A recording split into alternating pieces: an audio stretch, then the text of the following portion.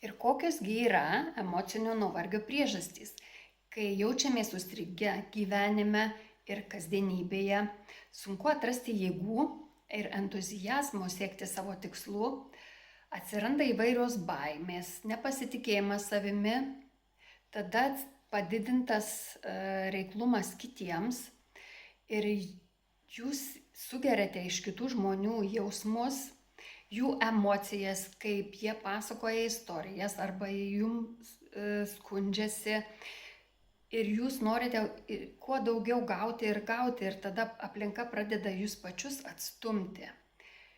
Jūs tada jaučiate nerimą, atsiranda miego trūkumas arba persimiegate, sutrinka jūsų mityba, mažai fiziškai judate, o kaip žinote, fizinis judėjimas suaktyvina plaučių veiklą, tada mes kvėpuojame greičiau, iškvepiamas dvideginis ir įkvepiame daugiau deguonies, kuris pernešamas į mūsų smegenis. Ir jeigu mūsų fizinė veikla labai pasyvi ir tada smegenys negauna pakankamai deguonies ir jie būna taip kaip apsnūdę ir jūs jaučiatės taip nuvargę.